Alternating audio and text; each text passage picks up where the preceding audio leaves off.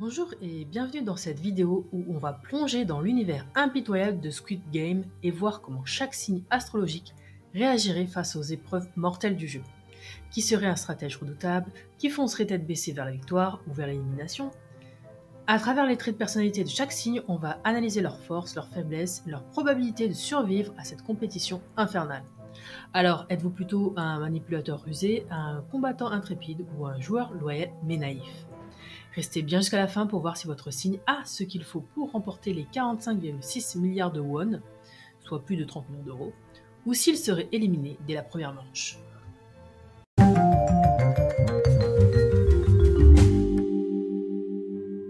Squid Game est une série sud-coréenne qui a fait sensation à sa sortie en 2021. Le concept, 456 participants criblés de dettes acceptent de participer à un jeu mystérieux dans l'espoir de remporter une somme d'argent colossale, 45,6 milliards de won. Mais très vite, ils découvrent que ce jeu, inspiré des classiques de leur enfance, ont une règle macabre. Perdre signifie mourir. Isolés sur une île secrète, les joueurs doivent naviguer entre alliances stratégiques, trahisons et épreuves terrifiantes sous l'œil impassible des mystérieux organisateurs masqués. Chaque partie est une question de vie ou de mort, et seuls les plus malins, les plus forts ou les plus rusés auront une chance d'atteindre la finale. Alors, votre signe astrologique vous mènera-t-il à la victoire, ou serez-vous l'un des premiers éliminés? Découvrons-le tout de suite. On va tout d'abord aborder comment chaque signe agirait dans Squid Game, d'un point de vue archétypal. Ensuite, je vais vous donner mon top 3 des signes qui ont le plus de chances de survivre et gagner dans Squid Game, selon moi. Et enfin, je vais vous indiquer quel signe du zodiaque s'associe à chaque personnage et pourquoi. Si ça vous intéresse, alors c'est parti. Le bélier serait le guerrier impulsif du jeu. Donc comment un bélier joue dans Squid Game? C'est le premier à se jeter dans l'action, il relève les défis sans hésiter, quitte à négliger les stratégies complexes. Son audace est un atout, mais son impatience peut lui coûter cher. La stratégie qu'il pourrait adopter, c'est qu'il pourrait avoir une approche frontale et physique. Ce serait un excellent leader pour son équipe, un excellent motivateur, mais il pourrait parfois prendre des risques inconsidérés. Son défaut majeur, ce serait l'impulsivité, qui pourrait être fatale dans les épreuves demandant du calme. Le point à travailler, ce serait apprendre à temporiser et à observer avant d'agir. Et au niveau des alliances, le bélier pourrait être inspirant par son courage, mais difficile à gérer en groupe à cause de son tempérament explosif. Et le jeu que je lui associerais dans Squid Game, c'est le Red Light, Green Light, c'est-à-dire le 1, 2, 3 soleil. Le bélier pourrait démarrer en trombe, mais peut-être être éliminé s'il ne freine pas son élan au bon moment. Regardons les taureaux. Le taureau serait le stratège endurant. Donc comment un taureau joue dans Squid Game? Il est patient et résilient, il avance avec prudence mais sans jamais reculer. Il préfère la constance aux décisions précipitées. La stratégie qu'il adopterait, c'est qu'il aurait une approche méthodique et réfléchie. Il ferait preuve d'une grande endurance et serait capable de tenir jusqu'au bout. Il serait fidèle en alliance, mais rancunier si trahi. Son défaut majeur, c'est que peut-être qu'il serait trop lent à s'adapter aux changements soudains et aux nouveaux jeux. Le point à travailler, ce serait oser prendre des risques calculés. Au niveau des alliances possibles, il pourrait représenter un allié fiable et solide, mais têtu. Il se méfierait des manipulateurs et privilégierait des relations de confiance. Le jeu que je lui associerais dans Squid Game, c'est le tir à la corde. Donc sa force et sa détermination font de lui un élément clé dans une équipe soudée. Alors, le Gémeaux serait le joueur imprévisible. Donc comment un Gémeaux joue dans Squid Game? Alors il est rusé et adaptable, il sait naviguer entre les alliances et changer de tactique selon la situation. La stratégie qu'il adopterait, c'est qu'il serait quand même rapide à comprendre les règles du jeu, il serait un maître dans l'art de la persuasion, il pourrait être perçu comme instable par ses alliés. Son défaut majeur, ce serait peut-être sa superficialité. Il peut se précipiter sans approfondir ses décisions et il peut aussi, à mon avis, dans l'archétype bien sûr, pouvoir changer, retourner sa veste très rapidement.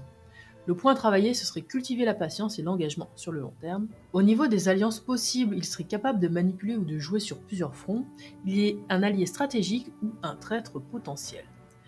Le jeu que je lui associerais dans Squid Game, ce serait le Dalgona, parce que grâce à son agilité mentale et manuelle, le Gémeaux pourrait s'adapter vite et exécuter ce défi avec précision. Cancer. Donc vous, je vois pas ce que vous faites dans le jeu, mais bon, on va le faire quand même. Donc on passe maintenant au Cancer, le protecteur du zodiaque, sensible et intuitif et profondément attaché à ses proches. Le Cancer se distingue par sa capacité à anticiper les besoins des autres et à créer des liens forts. Dans le contexte de Squid Game, le Cancer va d'abord chercher à se regrouper avec ceux en qui il sent qu'il peut avoir confiance. Dans les jeux, il privilégiera la sécurité et la coopération, préférant soutenir ses alliés plutôt que de prendre des risques inutiles. Son approche psychologique, c'est que psychologiquement, le Cancer est un maître de l'intuition. Il sait repérer les émotions des autres et les utiliser à son avantage. Il peut aussi être paralysé par son attachement à ses proches ou sa peur de l'échec. Quelle stratégie adopte-t-il ? Sa stratégie serait basée sur l'entraide. Il excellerait dans des jeux comme le tir à la corde, où sa capacité à encourager et à unir son équipe serait déterminante. Ses points faibles et axes de développement, son plus grand point faible, c'est son émotivité. Dans une situation aussi stressante, ses peurs pourraient le freiner, mais le Cancer pourrait apprendre à canaliser cette émotivité pour en faire une force. Et les alliances, me direz-vous ? En termes d'alliance, le Cancer est une perle rare, loyale et protecteur, mais son besoin d'être apprécié pourrait le rendre vulnérable aux trahisons. Face au stress extrême, donc dans un contexte de stress intense, c'est souvent sa résilience émotionnelle qui surprend. Le Cancer peut révéler une détermination féroce lorsqu'il est poussé dans ses retranchements. Le jeu de Squid Game que je lui associe, c'est le tir à la corde, comme les taureaux. Sa capacité à fédérer et à encourager les autres serait son atout maître. Lion. Bienvenue dans l'arène du lion, le roi du zodiaque, charismatique, fier et audacieux, le lion est toujours prêt à briller, même dans une situation désespérée comme Squid Game. Donc comment il agit ? Le lion prend rapidement la tête, naturellement. Il veut diriger et impressionner, que ce soit par son courage ou son sens du sacrifice. Psychologiquement, que fait-il ? Psychologiquement, le lion a besoin de se sentir admiré, donc sous pression, il peut se surpasser pour protéger son honneur ou aider son groupe, mais peut-être aussi être aveuglé par son ego. Sa stratégie, il mise tout sur sa bravoure. Le lion excellerait dans des jeux comme Red Light, Green Light, où son sang-froid et sa détermination lui permettraient de briller.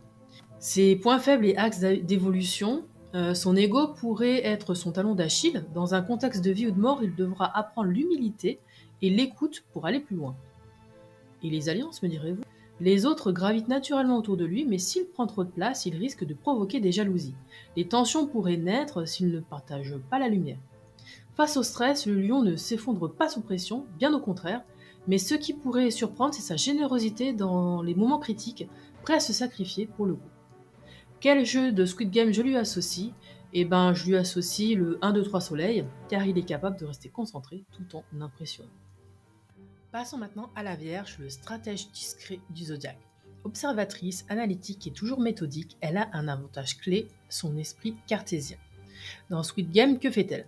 La Vierge passe son temps à analyser chaque détail, elle anticipe les erreurs des autres, planifie ses mouvements et reste concentrée même dans le chaos.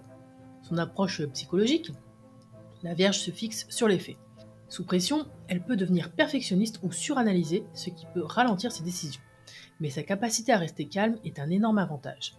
Quelle stratégie adopte-t-elle ? Elle opte pour la méthode et la précision. Dans des jeux comme le Dalgona, son perfectionnisme lui serait d'une aide précieuse pour gratter le biscuit sans faire d'erreur. Ses points faibles et axes de développement, son perfectionnisme justement, trop de réflexion peut l'empêcher d'agir au bon moment. Elle pourrait apprendre à faire confiance à son intuition. Et au niveau des alliances, fiable et discrète, la Vierge est une excellente alliée, mais elle pourrait agacer ceux qui la trouvent trop critique ou réservée. Face au stress extrême, comment réagit-elle ? La Vierge surprend souvent par sa capacité à rester logique, même sous pression. Et dans des moments critiques, elle peut révéler une résilience inattendue. Le jeu que je lui associe dans Squid Game, c'est le Dalgona bien sûr. Sa précision et son calme en feraient une experte dans cette épreuve. Passons à la Balance. Alors vous, c'est comme les cancers, je vois pas ce que vous faites là.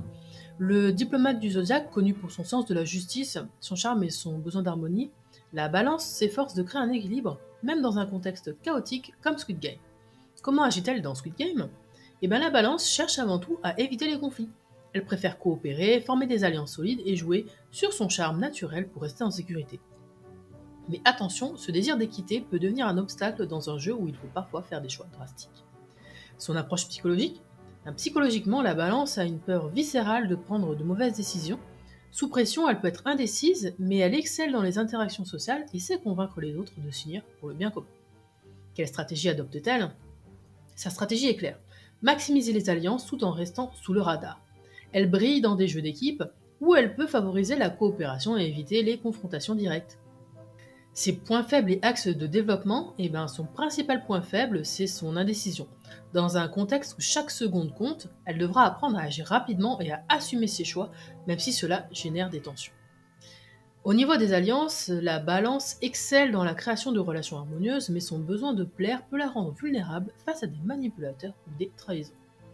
Face au stress extrême, la balance surprend souvent par sa capacité à rester calme et diplomate sous pression. Elle pourrait révéler un sens de la justice et de l'équité encore plus affirmé, se battant non seulement pour elle, mais aussi pour les autres.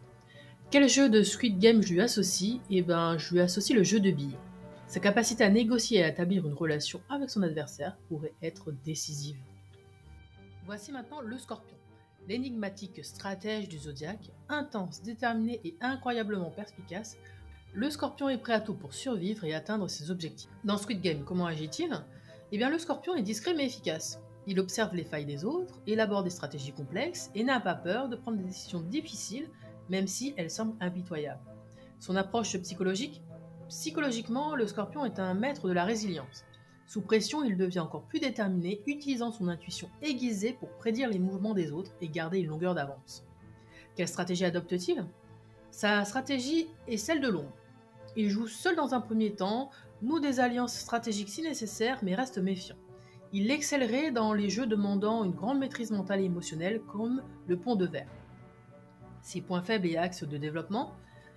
Son principal point faible est sa méfiance excessive. Le Scorpion pourrait apprendre à faire davantage confiance aux autres pour créer des alliances plus solides. D'ailleurs, en parlant d'alliance, le Scorpion est un allié redoutable, mais sa tendance à manipuler ou à garder ses plans secrets peut provoquer des tensions et des trahisons.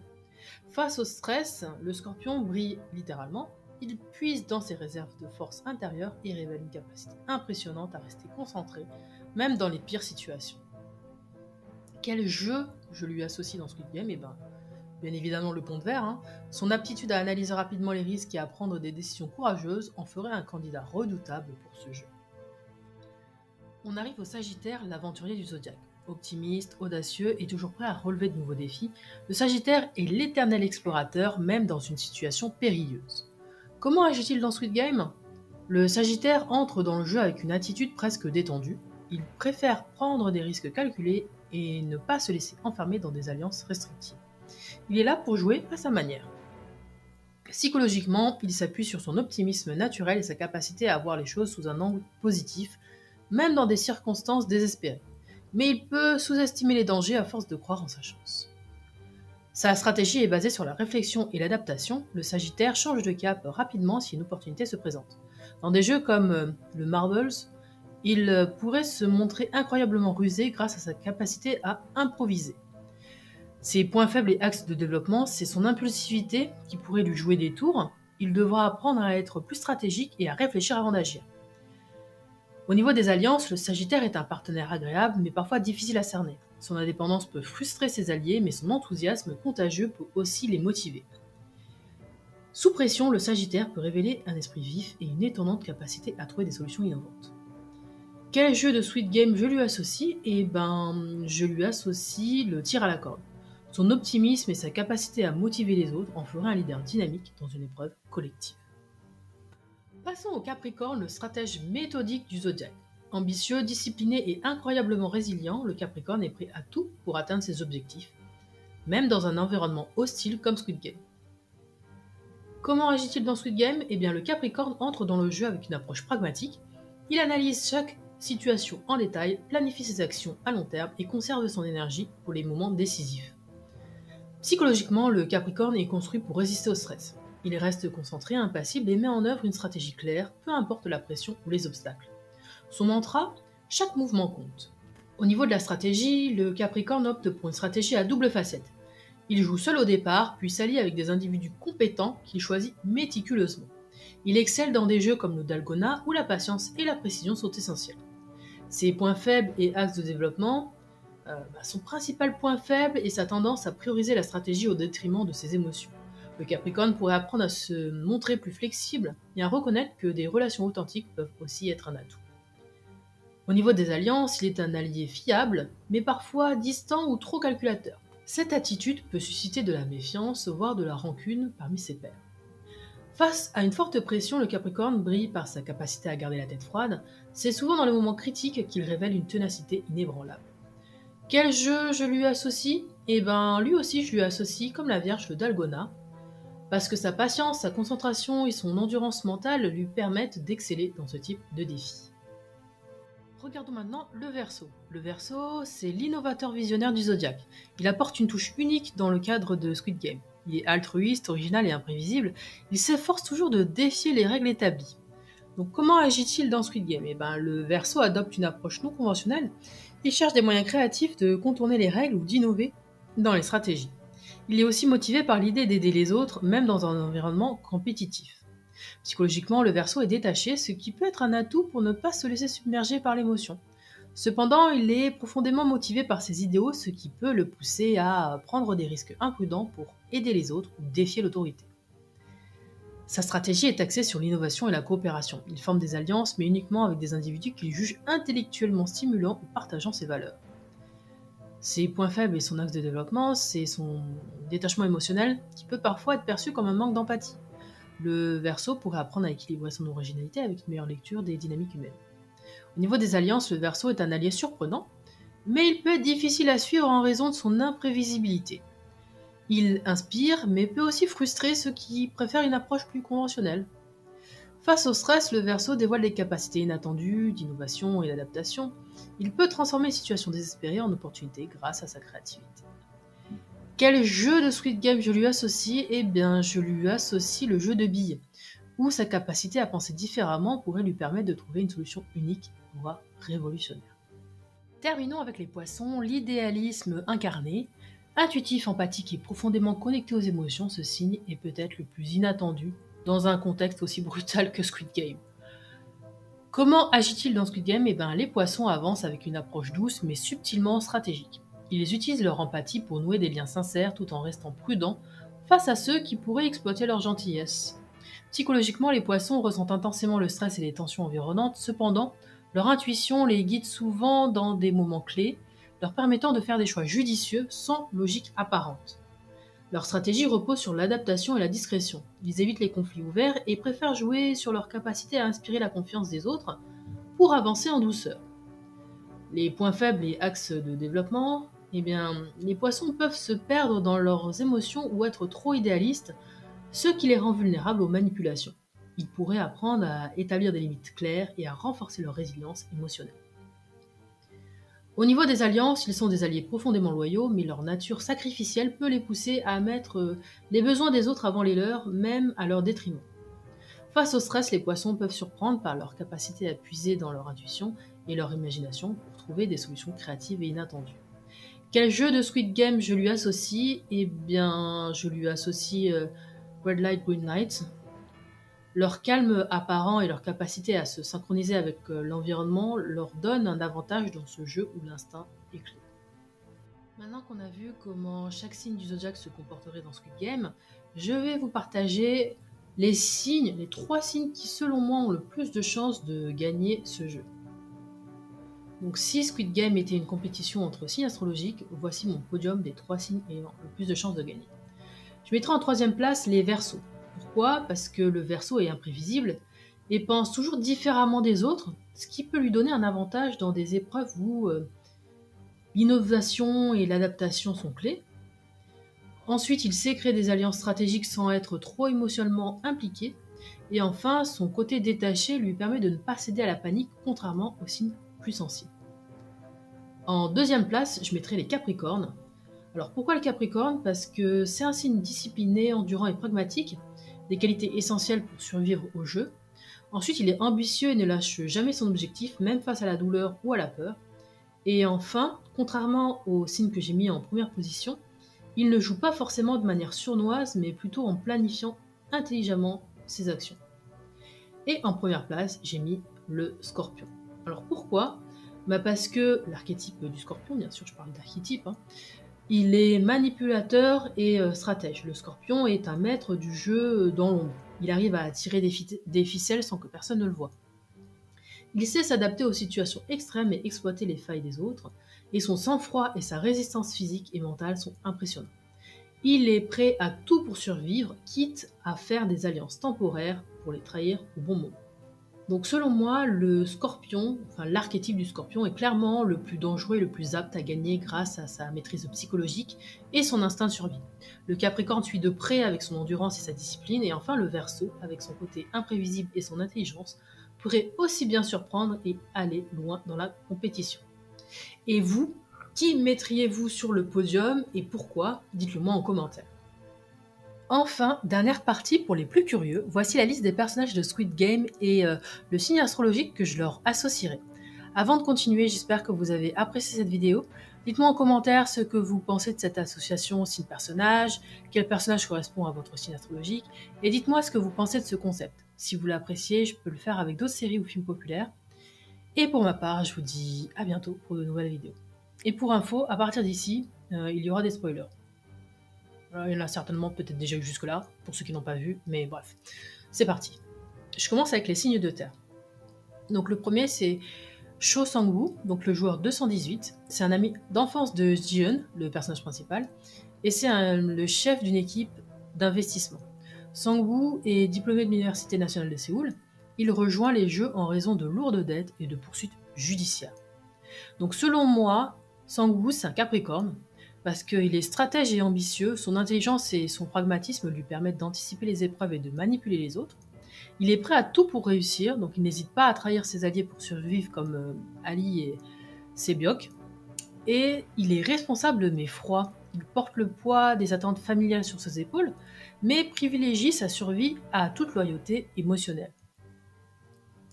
Ensuite, j'ai Ali Abdul, donc le joueur 199. C'est un travailleur migrant pakistanais.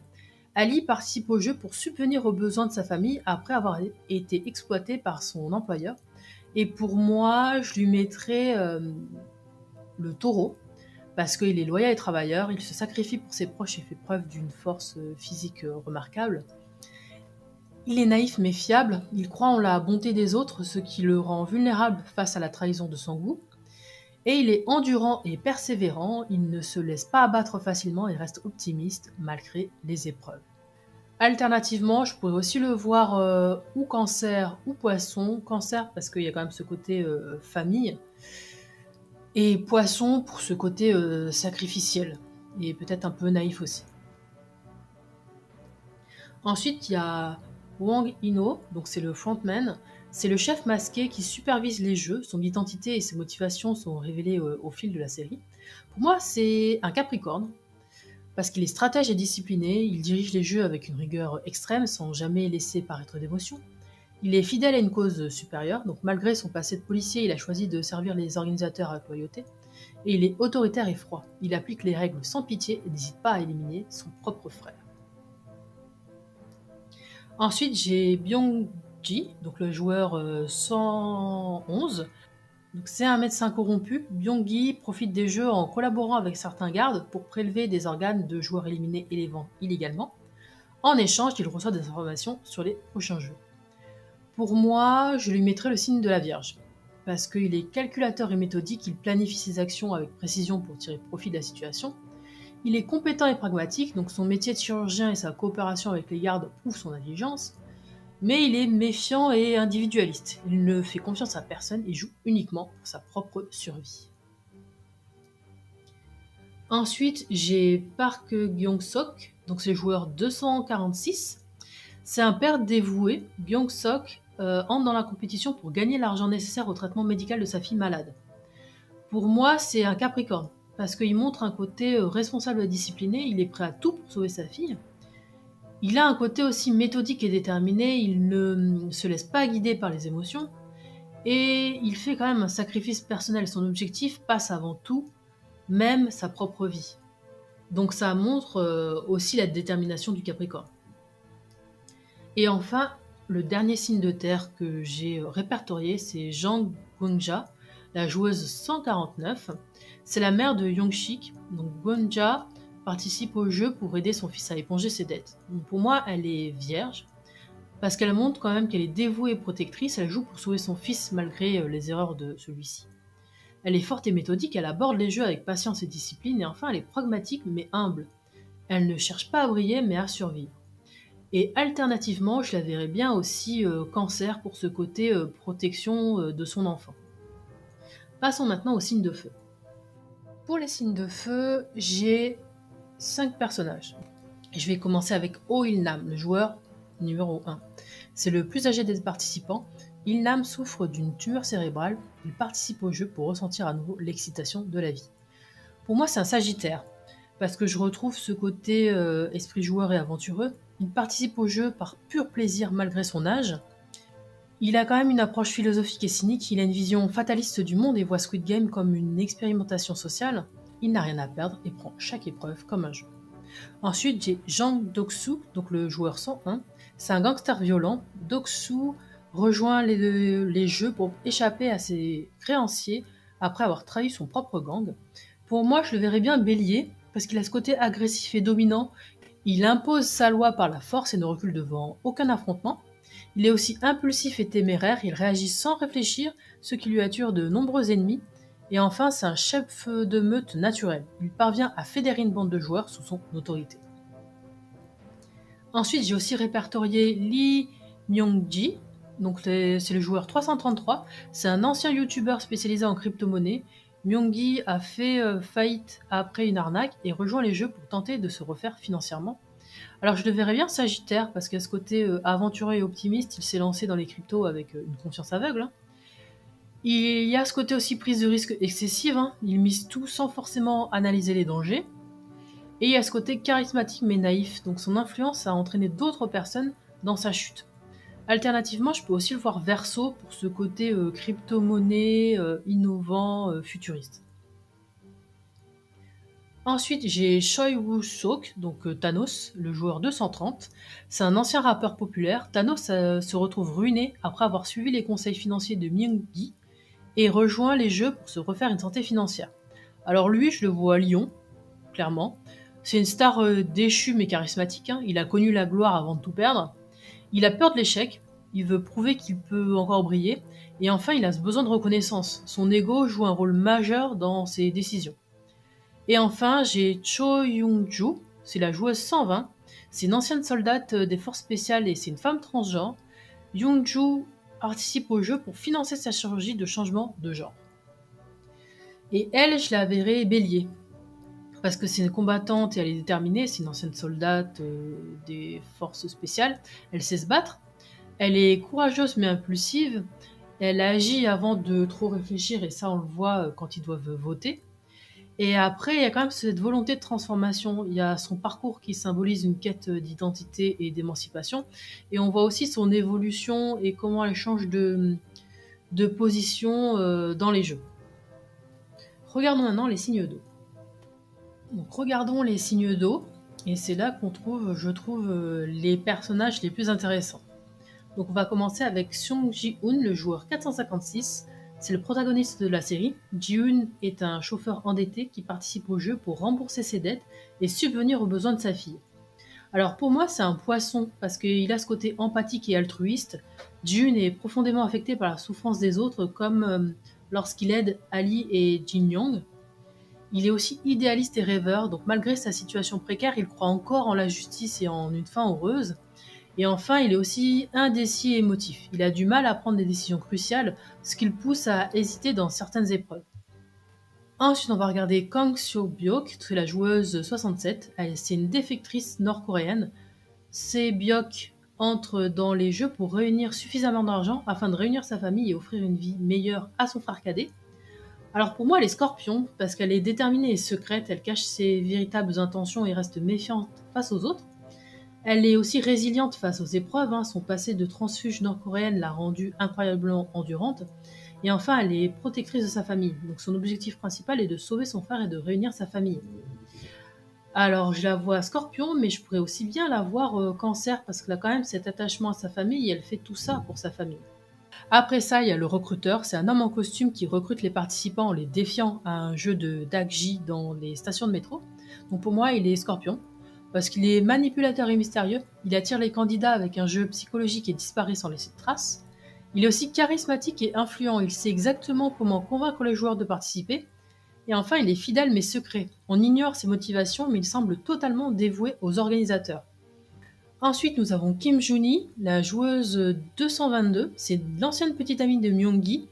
Juni a également perdu beaucoup d'argent suite à l'arnaque et participe au jeu pour récupérer cette perte.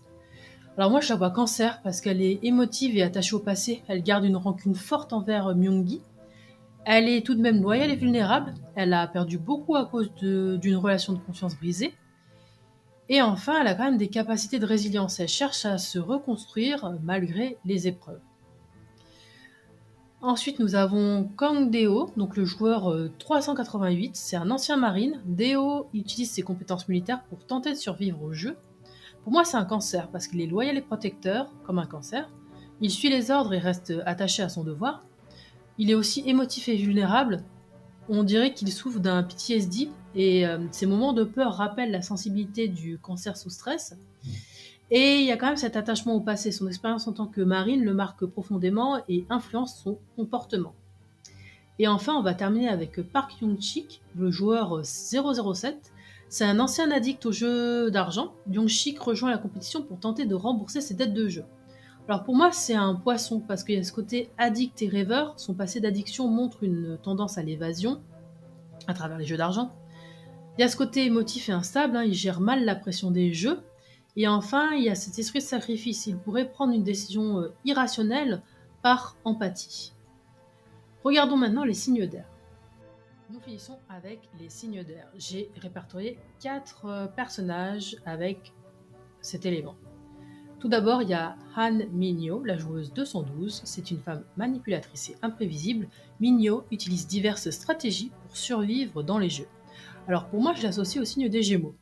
Parce qu'il y a ce côté manipulateur et adaptable. Elle change constamment d'alliance pour servir ses propres intérêts.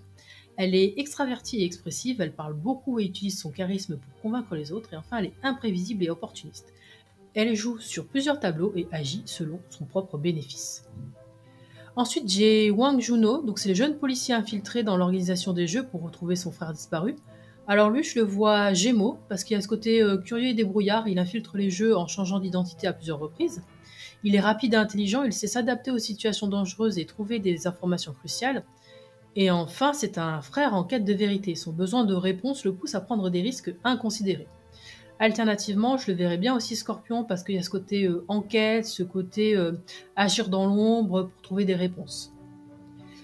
Ensuite, j'ai Jin Young, c'est la joueuse 240. Donc c'est une jeune femme ayant purgé une peine de prison pour avoir dévivanté son père violent. Jin Young se lie d'amitié avec Kang Se-byok. Son histoire tragique et son sacrifice lors du jeu de billes marquent profondément la série. Alors pour moi, elle est Verseau, parce qu'il y a ce côté indépendant et rebelle, elle a un passé marqué par un rejet des normes sociales et une forte autonomie. Il y a ce côté aussi idéaliste et visionnaire, parce que son discours sur la vie et la mort montre une certaine sagesse détachée. Et enfin, elle est quand même altruiste et imprévisible, elle se sacrifie pour Se-byok sans hésitation. Alternativement, je peux aussi très bien la voir Poisson pour ce sens du sacrifice et ce détachement. Et enfin, nous avons Kang No-eul, c'est la garde 11. C'est une ancienne membre de l'armée nord-coréenne. No-eul a fui son pays et cherche à retrouver son enfant, ce qui la pousse à participer au jeu. Alors je la verrais bien balance, parce qu'il y a ce côté idéaliste et pacifiste. Elle a fui la Corée du Nord pour un avenir meilleur. Elle empêche aussi le trafic d'organes. Ensuite, elle cherche l'équilibre et la justice. Elle veut juste retrouver son enfant. Et elle a cette capacité d'adaptation. Donc son parcours montre comment elle a su s'adapter à la Corée du Sud versus la Corée du Nord, alors qu'elle est transfuge.